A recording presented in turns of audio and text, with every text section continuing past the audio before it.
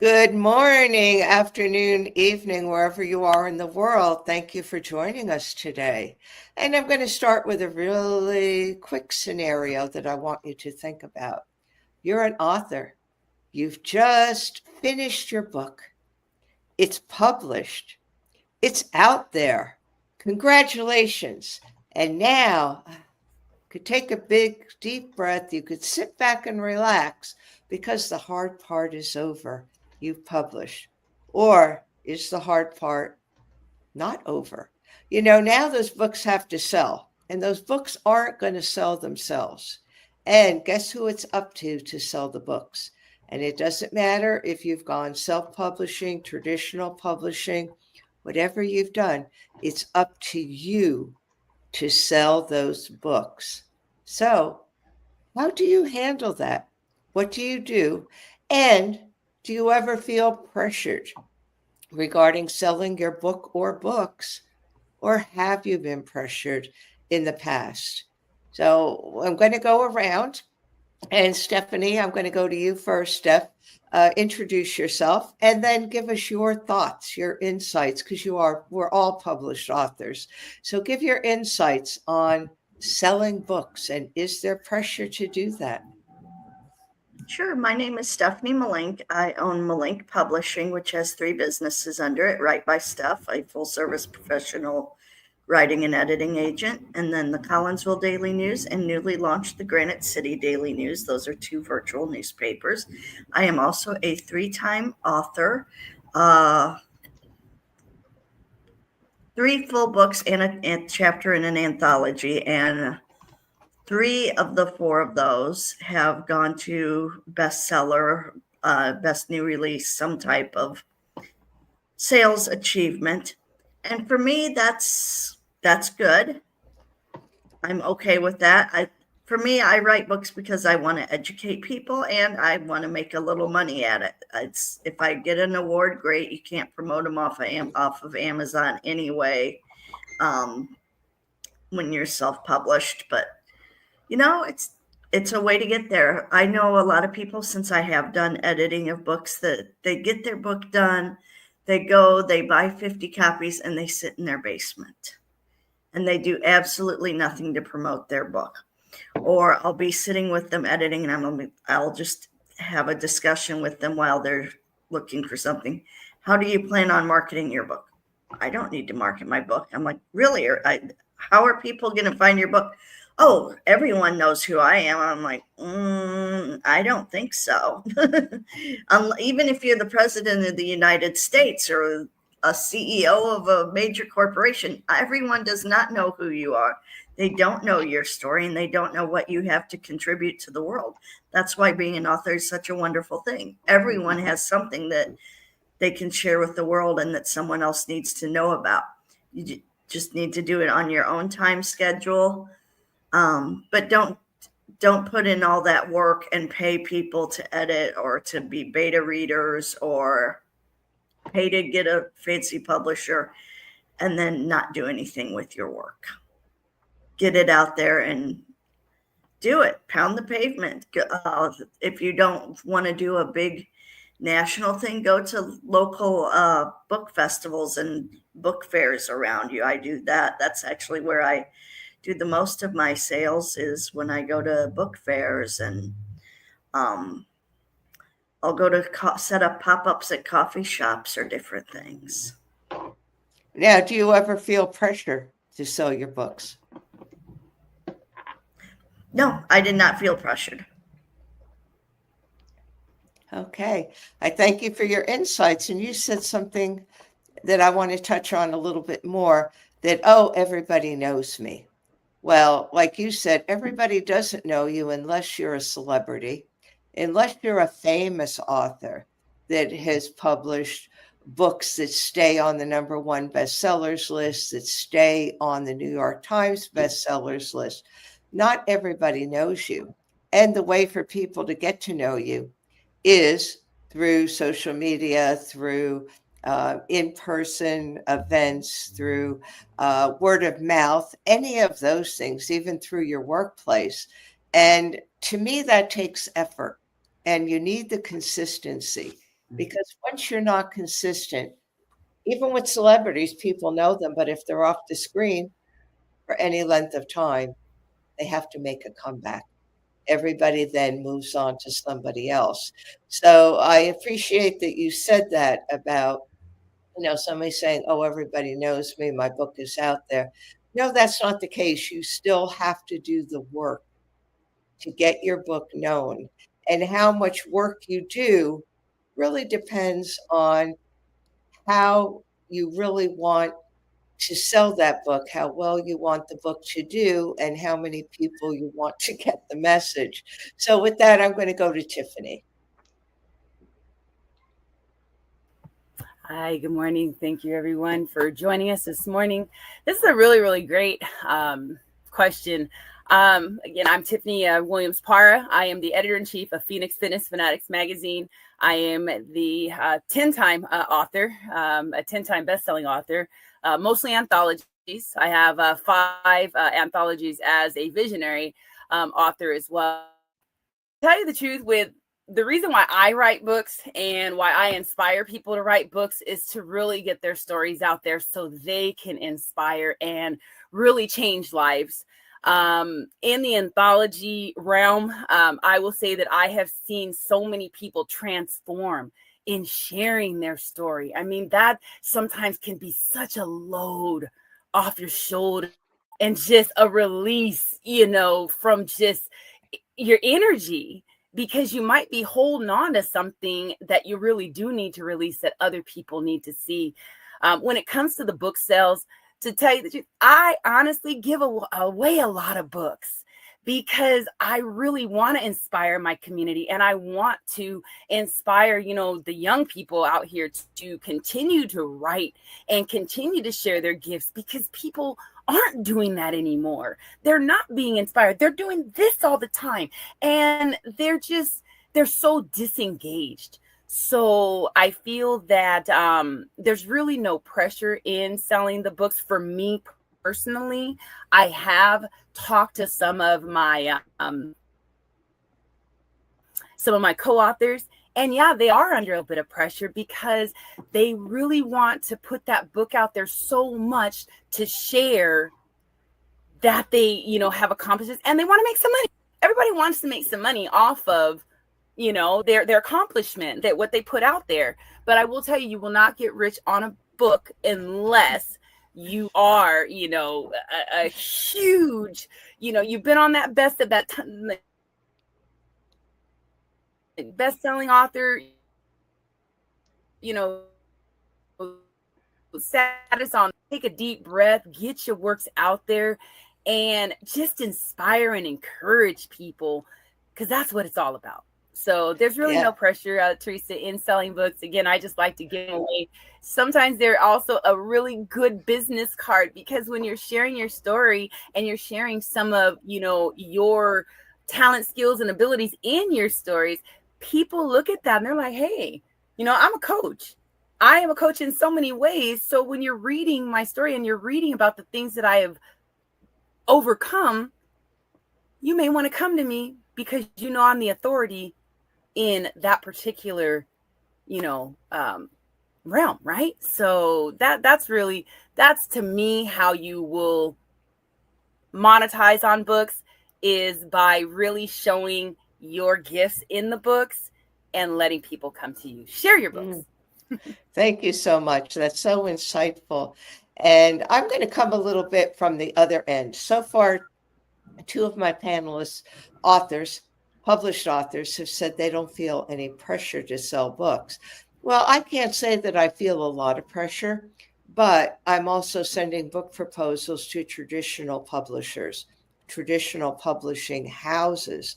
And it is up to what they want to know from you when you're sending a proposal or you're looking for an agent, a book agent, is how are you going to sell the book? That's what they ask you. That's what's important. I hate to say it. Of course, it's important what your message is going to be, what you're going to write about, how your writing is, how you're expressing yourself. But the second thing they first look at your overview of your book proposal. Okay. What are you going to talk about? Is there an audience for that book? And how do you see yourself fitting in? Because we all do. I mean, there's hundreds of people that do what we do. It's when we're writing for traditional publishing, we just have to get that little niche of what are we doing that's maybe a little bit different, maybe a little bit of a twist on something, or I'm saying something in a way that maybe it catches somebody's eye a little bit more than the way somebody else is saying it. So that's the first thing. The second thing they look at is your author's platform. And you have to give an author's platform. And they're not telling you that you have to have X amount of followers, you have to have this. What they're looking for is people that are or I should say authors that are motivated to do the work to be able to sell the book. And that means you have to get the word out. So getting the word out means, okay, you could talk about it at your job, in-person events like Stephanie mentioned, also social media, and the consistency of how often are you going to post? How are you going to do this? How are you going to attract the audience? And kind of what do you believe your niche audience is? So I think with that said, that's where the pressure comes in, because we all know, like you said, unless you're really a best-selling author, and that's not the best-selling author campaigns that we all do through Amazon and everything. That's actual book sales, readership, and longevity of the book on a platform such as Amazon, Barnes and Noble, Hay House, Penguin, any of those. That's what is the longevity. So with that said, I'm going to go to Jacqueline and get her insight and feelings about things. Am I alone in feeling some of the pressure, or is anybody going to join me? Jacqueline. No, you are not. No, you're not alone. I think that yes, there is sometimes a pressure. So first, I'm Jacqueline LL, which stands for Lulu Brown, and I'm a best-selling co-author and a senior editor, transformational speaker, coach, and a progressive pastor. And books, believe it or not, become very important when you're in any type of community work, faith-based work, and when you're a teacher. And so as a retired, which is totally different, as a retired global technology executive, now founder of Revolution Ascension and the Ascend Her Academy, which empowers women to embrace their divine feminine leadership, heal through purpose, and to rise into prosperity, authenticity, and their next dimension of living. So, having said that, from the perspective of teaching, coaching, ministerial counseling, and pastoring, sometimes having your books not just published, but actually on that path that it is continuously year after year, no matter how many years it's been since you have published, it's sometimes important that it is on a continuous sales cycle. And that's because sometimes what you're doing is bringing a purpose to draw people from a particular place in their life. If I can use this as an example, excuse me. And so, to Tiffany's point and Stephanie's point, and as well as Teresa, all of the components that they talked about are important. And people will push their sales for different reasons. If you are really using your book for, let's say, your calling card and speaking, you may utilize just giving it out or not pushing the sales so much. You may be also doing a lot of readings. It all depends on what is your strategy and your goal. So the first thing I would say is that before you decide whether it's important to sell it or not important to sell it to make money, What is your strategy? What's the bigger picture of why you wrote the book to begin with? And this is for anthologies and everything else. And then when it is important, when it's part of your agenda, no one knows that but you, when it's important for you to sell your book, I'm going to sort of tap into what Teresa said. You know that your book carries a purpose, and every copy is really a tool for transformation, for healing, for education. So you have to know, is selling that book, is that going to expand your impact? Because you may be selling it not necessarily, oh God, I need to make X amount of money, but you may be selling it to increase your impact. And then there could be building legacy. Maybe selling your book ensures that your message reaches beyond your friends and your family.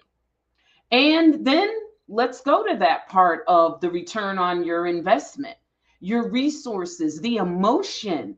And, selling honors your labor.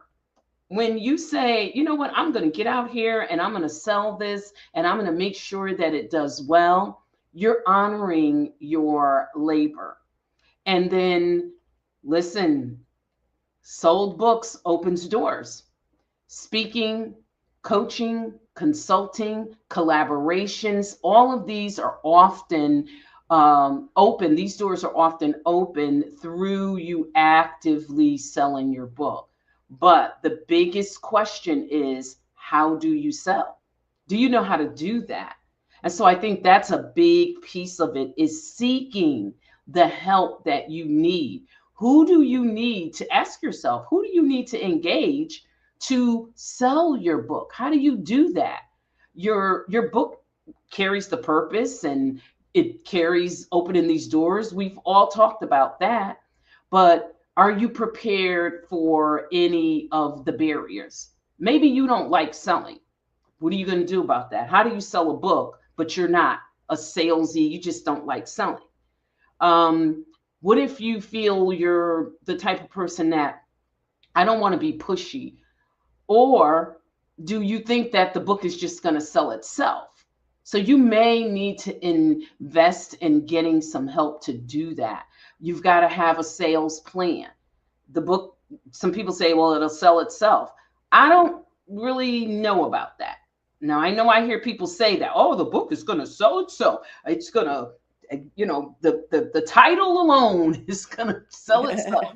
I don't know that that is necessarily true. So I just want you to think about how you're going to sell it. Not so much, am I going to sell it? Do I have to sell it? How? Because when you dig into the how, when you start a sales strategy, when you learn your audience, who's reading the book, who's the book for, when you define, you have a plan to define your offers, paperback, ebooks, signed copies. Are you going to go and do readings? Are you going to do bundles with a workbook? And how much of that do you want to do? What's your strategy? Are you going to have simple things like QR codes, table displays? Are you going to do Amazon? Are you going to do PayPal? These are all questions to ask yourself. Are you going to do this through partnerships?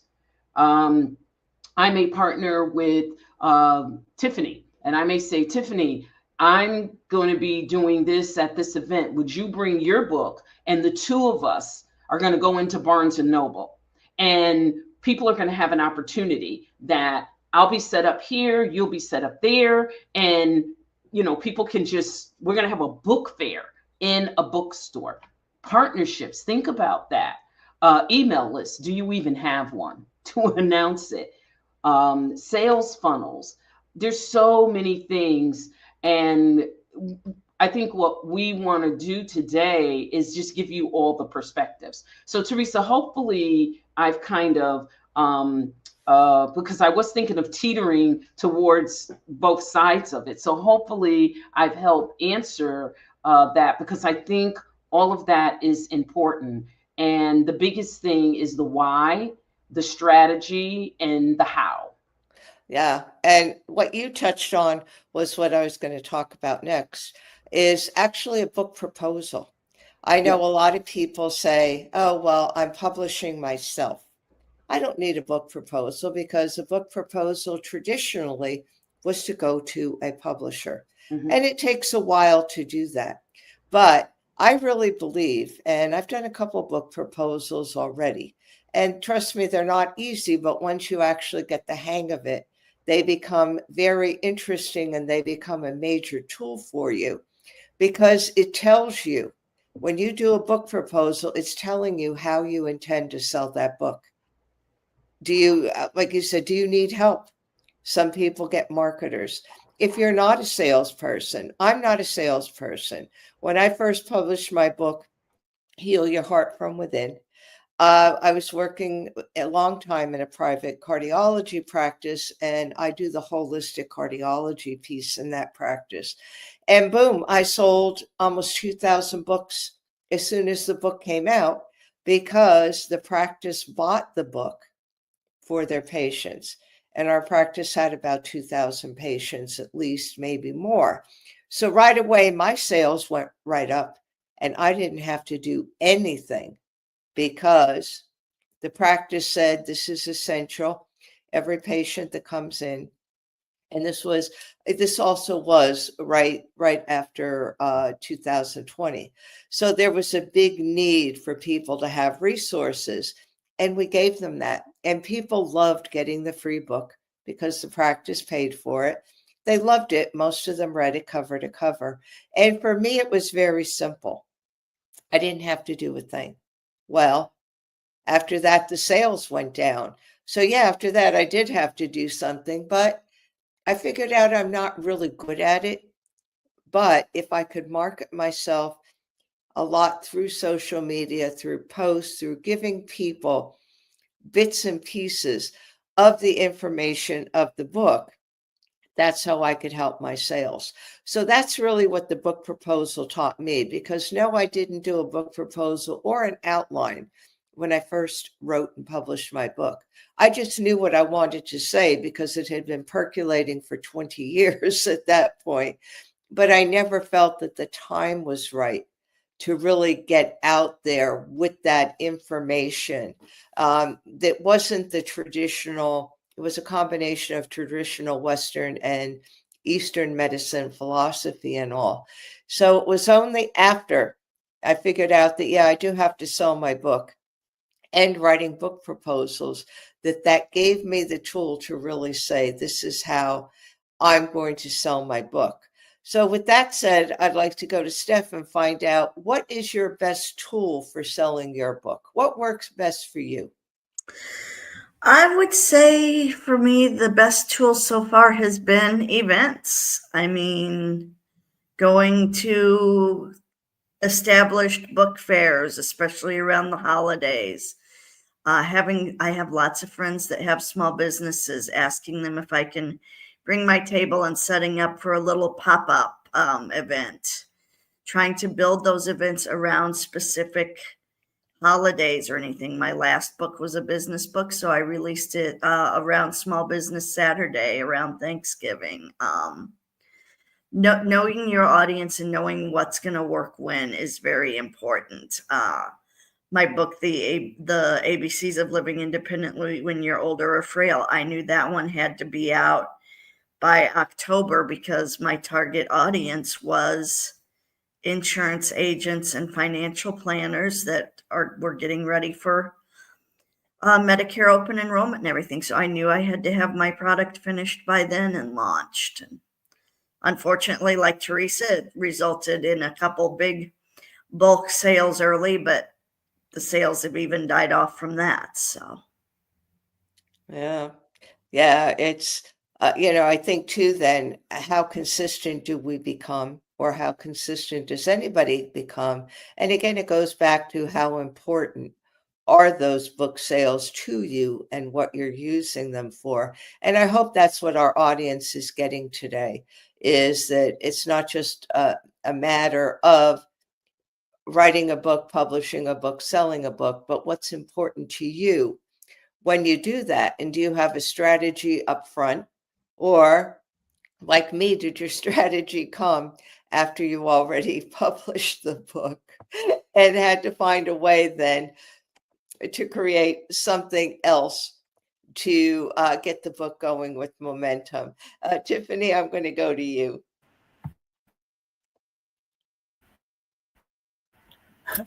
I honestly love events. I love events because I just love getting to people's faces. So I love going and doing pop-ups.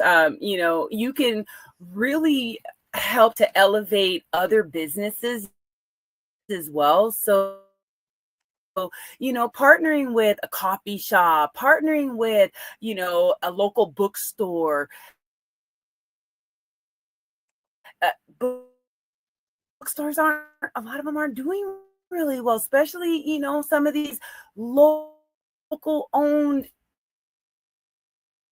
books out there, because people are going to get excited when you get there, and you work with them to have them help you to be the star, right? And they really just make a big deal out of it. I've had a few really awesome events that way. I'm even working with the woman that does my braids right now, because she has an amazing little location, and she wants to do a book club. So even partnering with people that want to do book clubs and saying, okay, I'm going to sell my book at, even a discounted rate for the book club, and you get your book out there as well. So there's so many really creative ways that you can sell your books. And again, I love events. I love, vendor events, because I also get to take some of my other stuff out there too and kind of showcase. So I make it a big deal.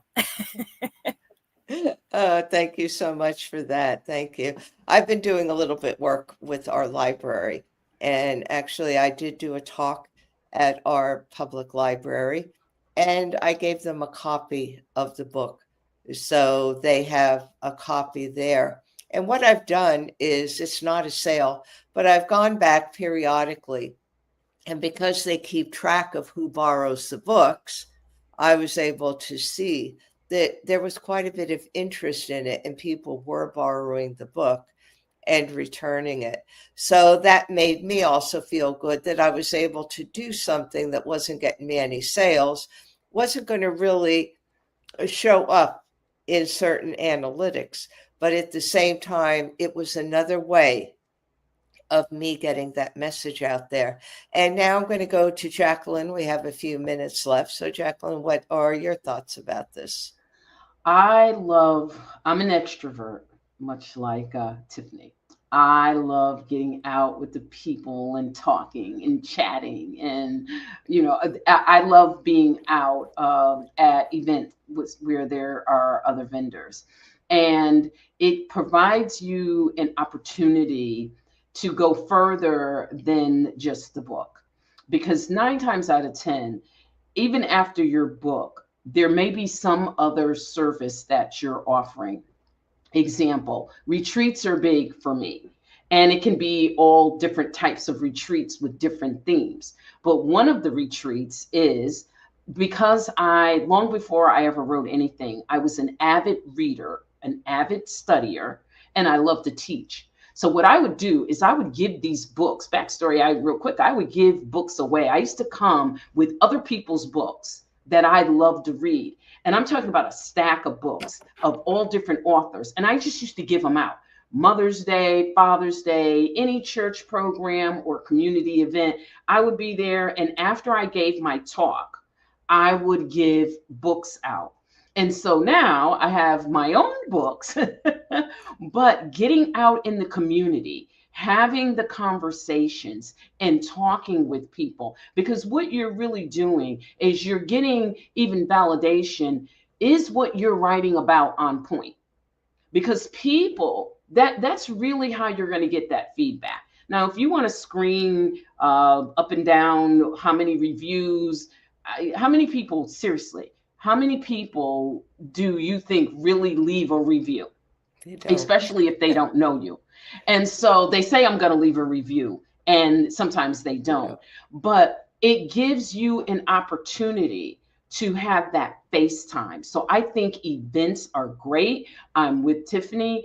and if the holidays are coming up. But I would also say go into the malls, go into your bookstores, those little boutiques, and just ask them, hey, can I come in on a day? And you can just be sitting there, and as you see people coming into the store, ask the person, that the owner, when I see the store get really busy, can I start just reading? And just start reading, because when people are walking in, if you're sitting there reading, if there's 10 people in that store, they're going to start doing this, and then they're going to start walking over. And then when those 10 people, the people in the mall walking by, are going to see people standing, and they're going to want to know, what is that? And so you can draw a crowd. There's so many ways that you can draw crowds. So I know that we are out of time. I hope and pray that there's something that the four of us said that will encourage you folks to have your strategies, and just feel free to ask questions. Ask questions. Inbox any of us. You see our names. we're all out there. So inbox us. Ask us any questions that you may have. But I love the fact that the writers retreat actually is not necessarily for people that want to write a book. If you don't want to write a book, you can go to the writers retreat to heal, because that's what I do. The writers retreat is writing to heal. So it's your own transformation. It's not just because you want to write or sell a book, but writing is a way of healing. Thank you, Teresa. I yield back to you. Oh, thank you. I'm just going to close this with, I think we gave a lot of good information today. I think, like you said, do we feel pressure selling the book? Yeah, we could, but at the same time, there's always strategies. And I think for anybody who is an author looking to be an author, don't let anything stop you. Go out there. It may be better to have a plan, but sometimes you don't need a plan. Right. Sometimes you could just put yourself out there, do it, and figure it out kind of step by step as you go along. Yeah. So I hope everybody enjoyed this conversation. Maybe at a later point, we could actually do a little bit more with this confirmation, with this topic. Yes. So until next week, I thank everybody for being here. I thank all our subscribers to the Own It and the Phoenix Fitness Magazine. I thank everybody who's watching. We appreciate you all. And I say, go be an author, go do it. Thank you so much for joining us today.